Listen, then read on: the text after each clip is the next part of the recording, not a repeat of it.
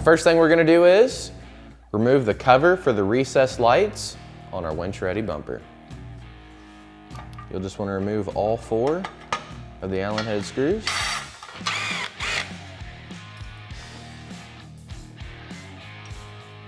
Then we'll take our caps and we'll set them aside.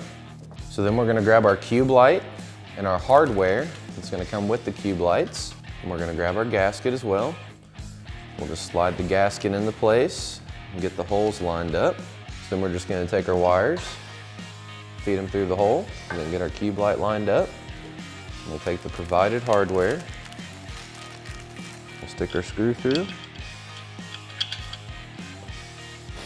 Then on the back side, we'll put a lock washer and then a nut.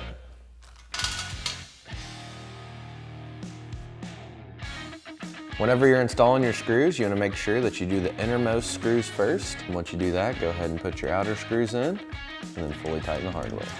So next, you're going to want to go ahead and remove your hood from the machine. Just twist the tabs, remove it, and we'll go ahead and set it aside for the time being. Then we're going to go ahead and grab our wiring harness here. So we're going to get our harness all stretched out and unwound. We're going to find this portion of the harness here that has the rocker switch on it. We're just going to go ahead to this connection and unplug it. We'll just set our rocker switch aside for the time being. And then these 2 wires right here, you can connect them to a keyed-on power source or you can connect them directly to your battery. This machine doesn't really have a good spot to get a keyed-on power source from. So what we're gonna do is we're just gonna attach this to the hot or the positive side of the battery and this to the ground side. And then we're gonna use a self-tapping screw to mount up our relay. So now we're gonna go right up underneath the machine to the battery. Remove the screws out of the terminals. Then we'll take the ground or the black wire and connect it to the ground on the battery.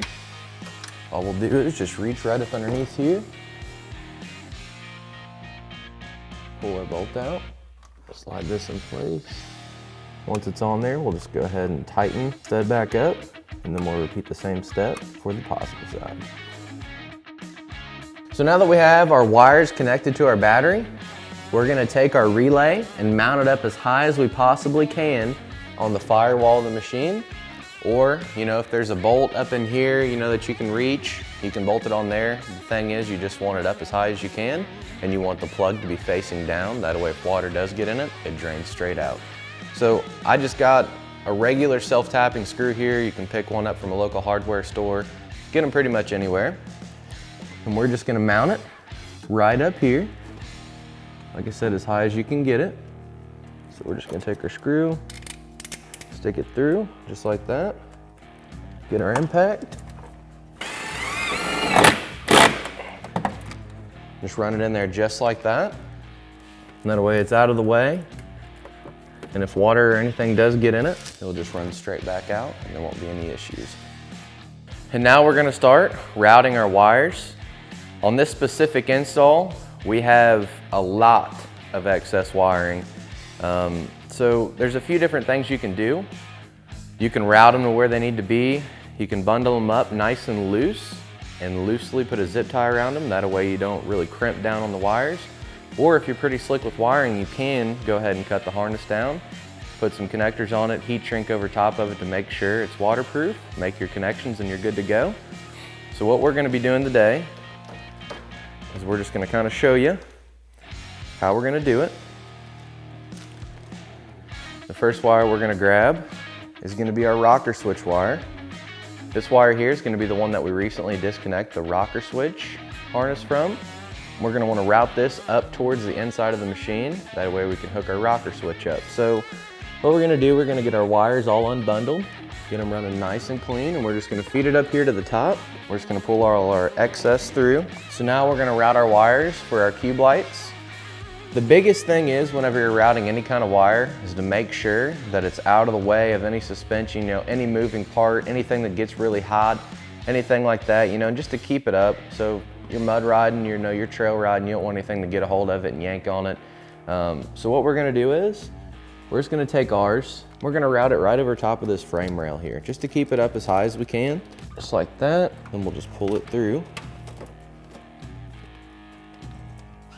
This one's gonna be routed over towards the driver's side. We're just gonna slide it right down into our bumper, run it right over top of our winch, and just all the way across to the opposite side. And then we'll tie up all our wiring after we made our connection. And then for the passenger side, we're gonna do the same thing. We're gonna route it over top of the frame rail, just like we did with the other plug. Feed it over there.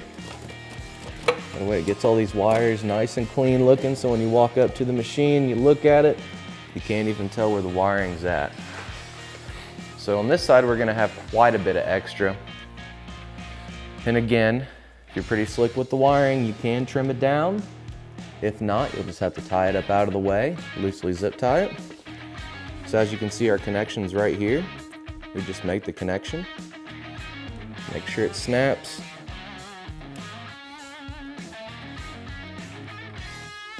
These connectors do have a gasket in them,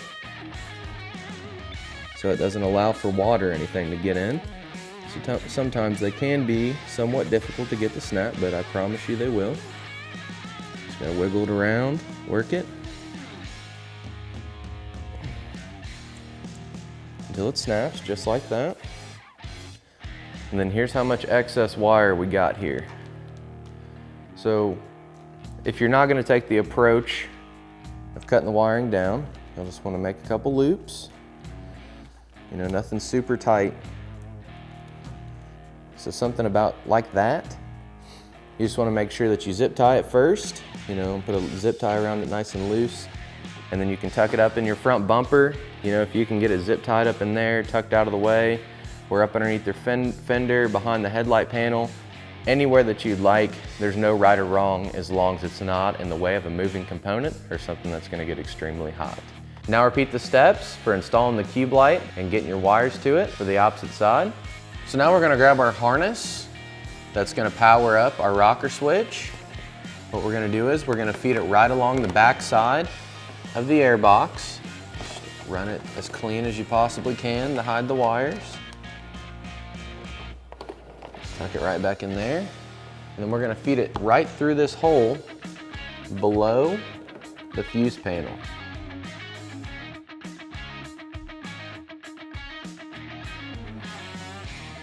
And you'll just wanna feed the wires in there as far as you can get them. Then once you have them fed in there, you're gonna head on into the inside. You're gonna pop the center portion of the rocker switch panel out. You don't need any tools or anything like that. You can just stick your fingers in behind it. It should just pull right off, just like that. And we're gonna climb in here.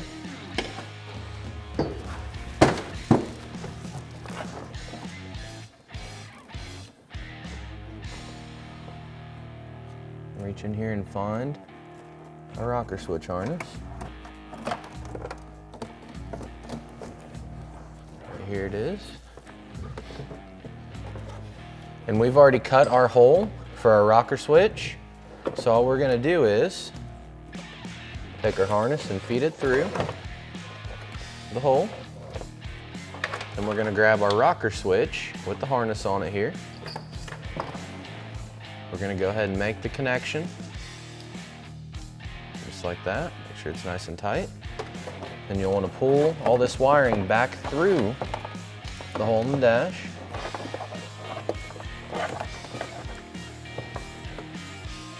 And you'll wanna line this up perfectly. Make sure that it's oriented correctly. And just slide it right into the dash. Sometimes you may have to trim a little extra off. We got ours to fit good there. So we're just gonna bundle our wire up.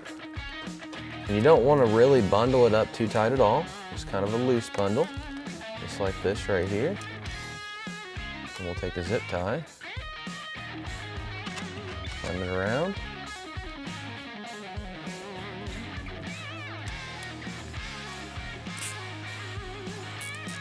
And then loosely tie it together. And you'll just want to tuck it down into the dash, out of the way.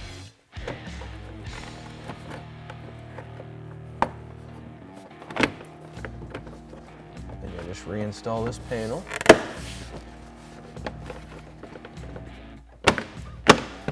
Make sure it snaps in all the way. Now we're going to test the lights. It looks like the lights are working good.